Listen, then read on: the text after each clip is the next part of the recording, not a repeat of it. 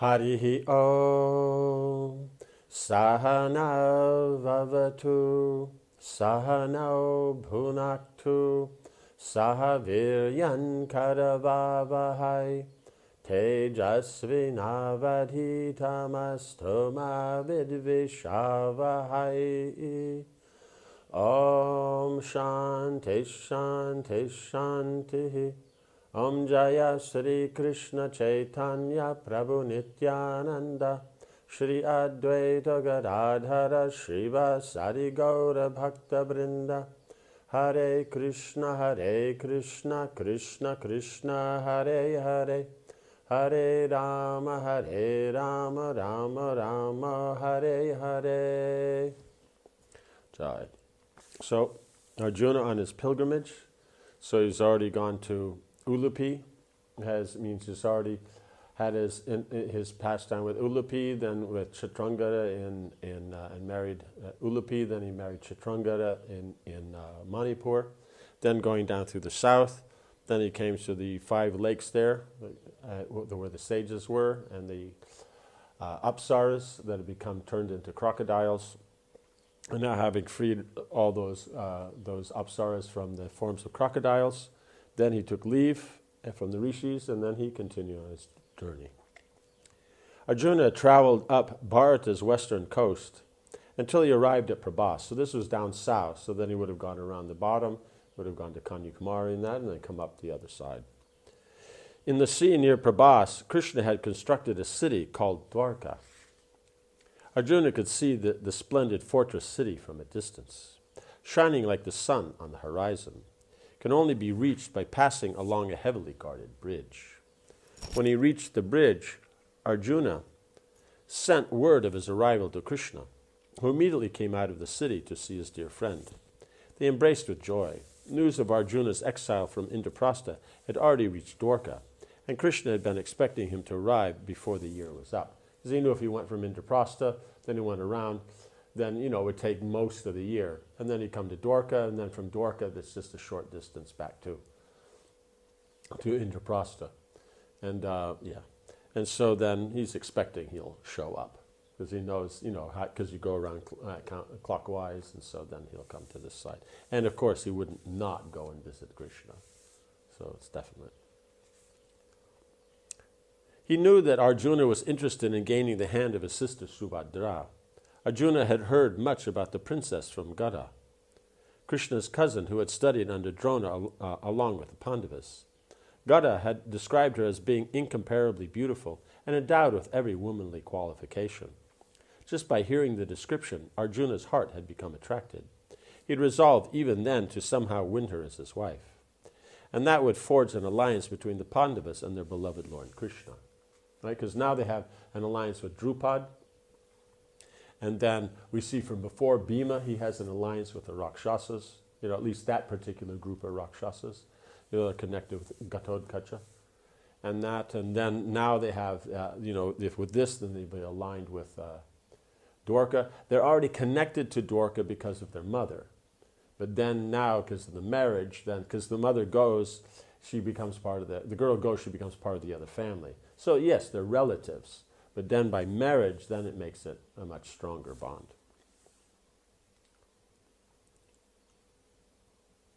Like that. I'm not sure Gada is not another name for, what's his name? Satyaki. It's not. So Gada is someone else. Because I think in another place it mentioned how Satyaki had mentioned something. So maybe it just came up in the conversation. Arjuna told Krishna about his travels to the holy places, and the Vrishni hero replied, "This is all good. Your piety and virtue are ever increasing." Right? Because the idea is that if they're going to maintain themselves and be successful, then the greater amount of their piety, then naturally the better everything will work out for them. Though they're devotees, but still Krishna is showing how you do everything right, things go nicely and all that. But it takes its time. So now he's pointing, your piety and virtue are ever increasing. That's also part of the pastime. If you're with the Lord and all that, then the Lord's going to talk about piety. When in actuality it's about bhakti. Because they're doing it because, it's the way Krishna had arranged it, that's how, devotees are engaged in the pious activities, not because they're pious, but because that's the activities that Krishna himself likes to do. The Pandava prince turned quickly to the subject of Subhadra. He asked Krishna how she might be won. Krishna smiled. This princess is worthy of you in every way, O tiger among men, but who knows what would be her decision at Swayamvar, right? So Krishna is using some clever tricks, right? So, in Krishna's mind, it's a perfect match, but if there's a Swayamvar, then who knows who will win, who she'll choose, who will win. If they just have a regular Swayamvar, all the princes come, they all are introduced and not, then she sees them all, then she chooses. Or there's sometimes, like you see so many of them, then a particular test is set. Like for Krishna, then it was that one, there's 7 bulls had to be, wild bulls had to be tamed, and that kind of aspect. And so, as Yudhishthira said, when you have that, it's whoever can do it. The surest way for a hero to win a maiden is to carry away by force, right? So the Rakshasa marriage. Because amongst the Kshatriyas, that's more fun. Because you have to be very valiant to come into a group of other Kshatriyas and right in front of their nose just pick up the girl and leave. Because it's going to be a fight, the armies, it's a whole scene. But it's what makes Kshatriya marriages, how you say, inspiring, right? This is always the way of the powerful, and is sanctioned by Holy Scripture. It means it's sanctioned for them. No one else is supposed to be doing those kind of points. Brahmins don't use those. And it means Vaishyas could use them, but it's not recommended. Because then, unless they have really good arrangements, then it won't work out well for them. Of course, then Vaishyas taking a Vaishya girl, he only has to fight with other Vaishyas, so it might be a little easier, right? They might hit you with a spoon or something,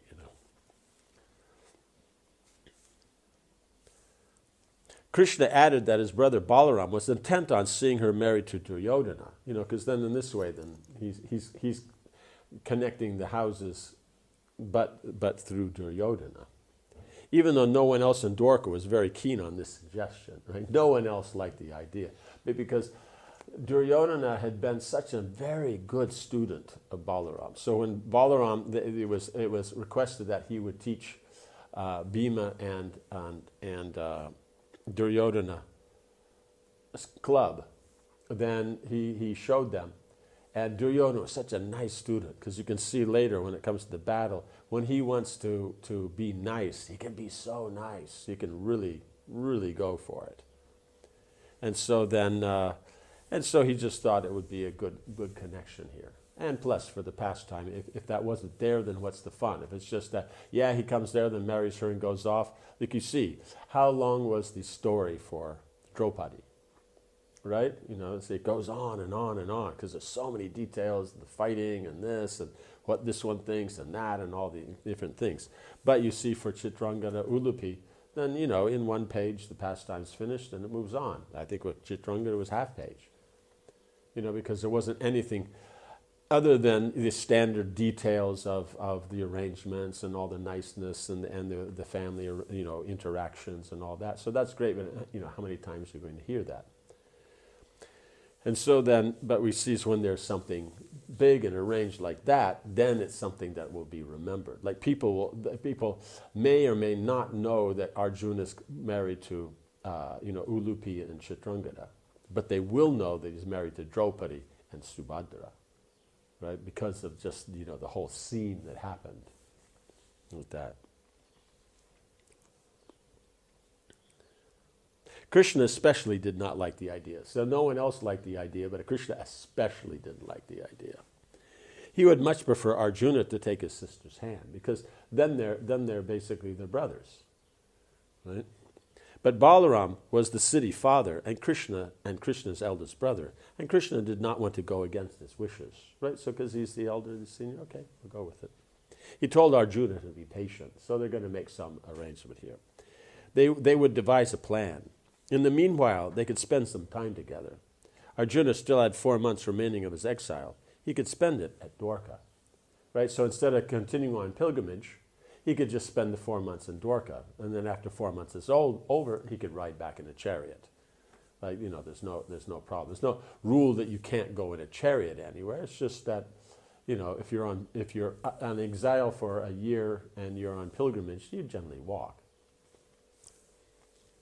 Krishna suggested that Arjuna keep his identity concealed. If he entered the city openly, he would not get a chance to see Subhadra, right? Because then if the arrangement is being, once in general you're not going to see, and specifically then the plan is to marry her to Duryodhana, so there's no need for others to be seen. She lived in Balaram's palace and was never seen in public. Her first appearance would be at her marriage. If Arjuna went into the city dressed as a monk, however, Balaram would doubtlessly invite him for meals, right? Because the monks, the sannyasis, the sages, the big Brahmins and all this, that you'll invite, chaturmas, they'll sit down in one place, and so then they'll be regularly invited for a meal and things like that. And that way then it increases the piety of the family members in that. Krishna knew that his elder brother was fond of entertaining ascetics and sages, and also that he always arranged for Subhadra to serve them so that she might be blessed and increase her virtue. So in the families, and here, the unmarried girls, many times they would serve the meals to these great sages, and that so they would get their blessings. And then with that, then they'd go on and their family life would go very smoothly. So you see also with Kunti that when Durvasa came to the palace and stayed, then she was the one that took care of everything, all the arrangements and all that.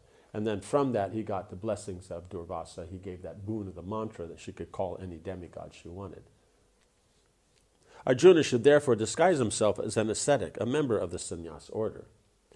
No one would recognize him if he matted his hair and kept his beard, especially when he was dressed in the saffron robes of a sannyasi. So they're not even going to think it's Arjuna, right? So he's been out on pilgrimage. So there's a good idea that, he's got a big beard and he has long hair, because it's been, means already they have long hair like that, but they don't generally keep a beard. But now being out, you don't shave regularly. So now he's got a beard.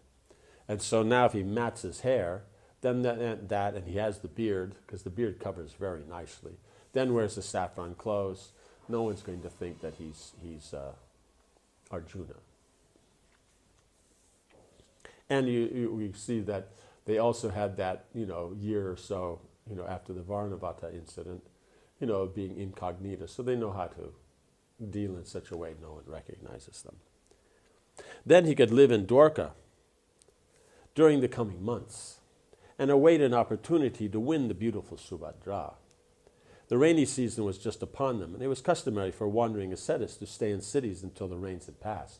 Right? So we see it's Krishna's plan that exactly the 8 months that it took to go, it would bring him to Dwarka, because otherwise if the rains had started early, he might have stopped somewhere else. Like, 'cause generally you don't travel during the Chaturmas, because the roads are bad anyway. So then they're going to see when's the opportunity. And you have the aspect of, during Chaturmas, you can't have marriage ceremonies anyway. So then the idea would be to stay there until Chaturmas is over. Then after Chaturmas, then you could do. But they have 4 months then to plan. Krishna went back into his city, and Arjuna waited a few more days outside before entering. So that's why you see Krishna's plan. Krishna came outside. While otherwise the normal thing is he had come, they would have invited in, then they all know Arjuna's in the city. But Krishna came out to see him. So that means no one in the city knows. And then, probably Arjuna would have left. So even if they did, they would have, Arjuna, even if some words got around, Arjuna came, met Krishna, and then continued on, because they all know he's out for his year pilgrimage. But here, then he went a few days, outside, disappeared, mat his hair and everything, put on the saffron clothes, dressed up like the sannyasi and all that. Krishna's plan had sounded good. The Pandava wanted a chance to see Subhadra, and also for her to see him. Being pious, he did not want to steal her against her desire, right? Because we saw that with Bhishma, that when he stole, they kidnapped the 3 princesses from Kashi, then 2 of them were fine with that, but one of them had already had her heart set on marrying, Shalya. And so then she was very grumpy with that. And then he said, okay, then you go and marry that. Shalya said, no, you've already been kidnapped, because he had gone there. And then, so he feels, he's been insulted like that. Not by her, but by, the thing. So now if he then it'll be, but they kidnapped and now you got, and then, they'll talk. So he wanted to make sure that she was interested, and if she was interested, then the kidnapping could go on, right? He tied his hair in a knot above his head and put on the dress of a monk. Taking up the triple-rotted staff traditionally carried by Vaishnava sannyasis, worshippers of Vishnu in the renounced order, Arjuna entered Dwarka. Because in the Vedic age, the Tridandi staff, that's standard. It's not a new thing. Some say Bhaktisiddhanta Saraswati Thakura staff. No, that's the Vedic. Manu mentions it, that's what you would do. So, and that's sannyas. So this idea that the Mayavadis have a different danda, that's made up like that. Arjuna entered Dwarka. The unsuspecting gatekeepers allowed the ascetic to pass, right? Because the ascetics come, they just go through. Folding their palms in respect as he walked by. Like he had just spent, time with his brothers living as a Brahmin, so they know how to deal, and it's the Brahmins and all that. Arjuna made his way along the huge golden bridge that spanned the ocean to the city. At intervals, the bridge opened out into spacious platforms where well-armed soldiers stood guard. None of them recognized Arjuna as he passed. So it's not just this thin bridge all the way across. It's the bridge goes, and occasionally then there's this big areas where there's, the guards, all the guard, how you're going to get past that, because they have to stay out there. So they have all their facilities out there. When Arjuna reached the city, he was stunned by its opulence. Symmetrically arranged around the city center were 16,000 white palaces, one for each of Krishna's 16,000 queens, right? So so Krishna's right in the center of the city, and all his palaces are all around there. So 16,000 palaces. So it's not just, little apartments or something like that. Each one is a big palace with its own gardens and everything like that all around. Each palace was bedecked with gold and jewels, and each rivaled the celestial Mount Meru in size and opulence. Magnificent temples rose up on all sides, and the sounds of sacred chants could be heard everywhere. Beautiful music filled the air, and billows of fragrant incense wafted on the breeze. Right, so there's so much of this incense burning; it's just moving in the breeze. If you wouldn't notice in the breeze out of the open unless it was just billowing out of places. Shining chariots and great elephants moved here and there. Attractively dressed citizens strolled about the wide avenues, which were inlaid with emeralds, and interspersed with gardens stocked with celestial flowers. Right, so you have the wide avenues, as was discussed before in Indraprastha. The avenue is there. Down the middle, it will be a huge park that runs, along the road, with trees and everything, sitting places and all nice things, so that the citizens can go and spend time, during the day or evenings or mornings like that. And then there'll also be, areas that are actually parks. There'll be lakes, swans, all these things, the crossroads. There'll be very big, nice, beautiful arrangements. Trees bearing blossoms of every color stood along the roadsides. All around the city, a massive fortified wall, a full 100 miles long, rose up from the sea. Arjuna gazed about in wonder as he made his way to the Brahmins' quarters of the city.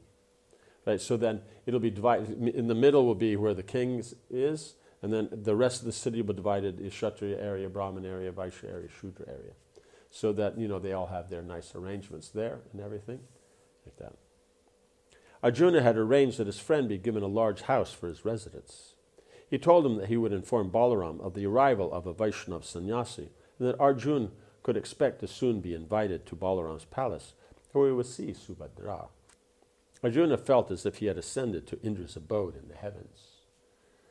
It's actually beyond, but the gods are even seen frequenting Dwarka, and it seemed as if the residents were celebrating a never-ending festival. It's so many things wonderful going on. It's just like every day is a festival there. As Krishna had expected, Balaram arranged for Arjuna to be brought to his palace and offered varieties of delicious food. He had his sister Subhadra serve the sannyasi so that she might receive his blessings. The princess stole Arjuna's mind away. She was everything he had heard she was, right? Because during Drona's, when he was teaching, then all the boys came from all the different kingdoms, so there would have been princes from Dwarka also. And so then somehow or another, some point that discussion came up, and what they said, how beautiful she was, and qualified and charming and everything, she was. Subhadra was as beautiful as Vishnu's divine consort Lakshmi. With her blue silk garments, gold earrings and ornaments, and long curling black hair, she could capture the hearts even of the celestials. She moved about with grace and poise as she served the ascetic. Arjuna tried not to stare at her as he accepted the golden dishes she placed before him, but the princess caught his glance and saw the sparkle in his eye. Right? Like in the first canto, then Prabhupada explains that girls have a sixth sense. Right? They can always tell when someone's interested. Like that. So that's why when Sukadeva Goswami, in describing that pastime, that after he was born and that, then he just left the house and went running. And his father is saying, no, come back, like this. That, but only the echo from the trees responded, right? So then he went running after him. So Sukadeva Goswami, he doesn't have any clothes on, right? He's an abhitu. So he's just running. And as he's running, then he goes by the place, the bathing ghat, where the girls are. And the girls' bathing ghat, then is a separate place where no one goes. And they bathe, at least in North India, especially that side, then they bathe without clothes, like that. And so because somehow water doesn't mind if girls bathe with no clothes, but boys, they have to wear something. So he goes running by, but they can tell by this sixth sense that he doesn't have any desire, no material desire. So it's not that, he saw them and he didn't like them or something like that, or, like this. It's that he saw but made no distinction. And so they could see he's a saintly person. So as he went by, they're just standing there in offering respect. And then very shortly after that, Vyasadev's coming. And as soon as they see him, because he's a grihastan, he distinguishes. Then immediately they grab their clothes and cover it up and everything. So Prabhupada explains they have a sixth sense. They can tell all these things. So that she caught his glance and saw the sparkle in his eye. Because it's only a moment like this. Girls see everything. Boys sometimes see, sometimes, mostly don't see anything. That they're kind of not aware of the environment. Girls see everything in the environment. She looked more carefully at the sannyasi, right? Because he's a sannyasi, so he's not going to have any kind of thing like that. But he has this glint in his eyes. So it's like, then she looks at, who is this guy? Right? He did not resemble the other ascetics Balaram had brought to the house. This ascetic looked more like a prince. Right? But no one else he's an ascetic, no one else is going to bother looking. Like that. So as we said, only the girls would notice more carefully. But she also up to this point accepted because that's just the way it is. But when she saw this, she just thought something's going on here. So then she checks very carefully. Beneath his thin cotton cloth, Subhadra could see his broad and powerful shoulders. As he accepted the dishes she offered, she noticed his long, well-muscled arms, which resembled a pair of five-hooded serpents. Right, so one-headed serpent, they're okay. But five-headed serpents, they're very big, very, like that, so strong. She could see that behind his beard, the young sannyasi was extremely handsome. His dark eyes pierced hers, and she felt her heart move. It was obvious he desired her. Perhaps he was looking for a bride.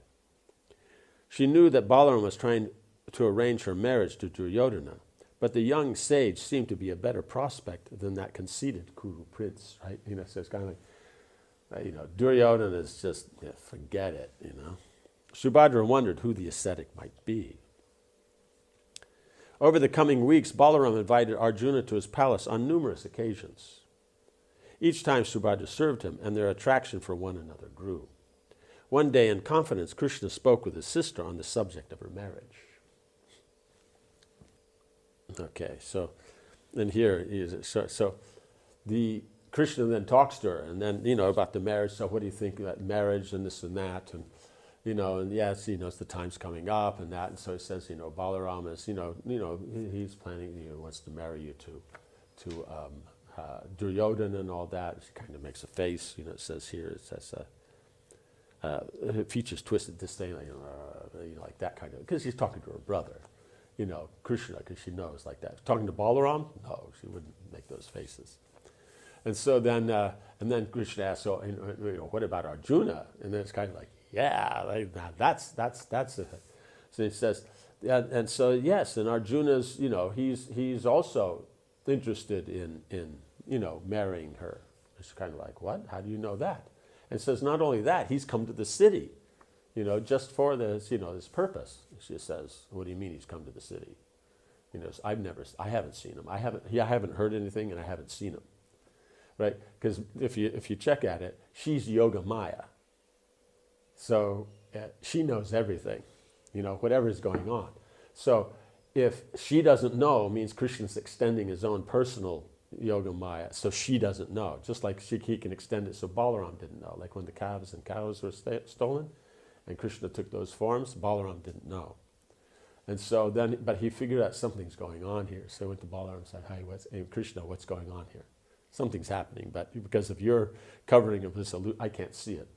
So then Subhadra, like that, he says, yes, he's been coming and this and that, and then he explains it, and then she goes, oh, this guy, like that. Like that. Okay. She told him of her feelings for the strange sannyasi, and Krishna smiled. He asked her how she felt about Duryodhana. Right? The princess's features twisted disdainfully. Then Krishna mentioned Arjuna's name, telling her that Pandava's desires of becoming her husband. Indeed, he had come to Dwarka to seek her hand. Subhadra looked at him intently.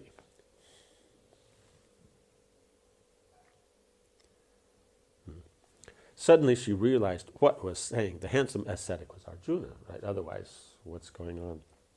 Why had she not guessed? The so-called sannyasi who walked like a powerful lion and spoke with a voice resembling a thundercloud could only be a great ruler, right? Because generally, unless somehow or another, someone like that had taken sannyasa and all that, but otherwise not. Subhadra was suddenly excited.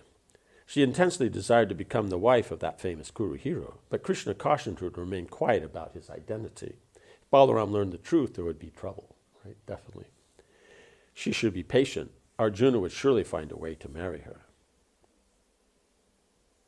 Yeah, so the other point is I think he also talked to Arjuna.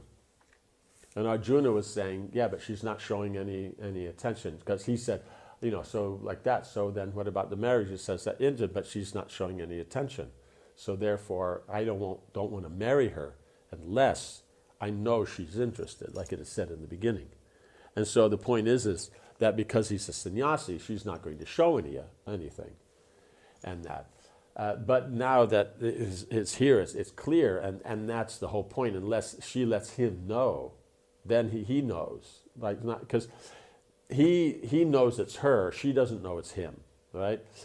He's trying to hide, but something's there. She figures out something's going on, but she's not really letting on much. He's not letting on much, and so then Krishna says, "But if he's only going to accept you, or want to marry you if he knows you want to. He doesn't want to marry you if you're not interested." So then that's going to be the next thing, his next position. So that we'll hear about next time. Om Hare Krishna, Krishna Krishna, Hare Hare, Hare Rama, Rama Rama, Hare Hare. Jai. Srila Prabhupada ki Jai.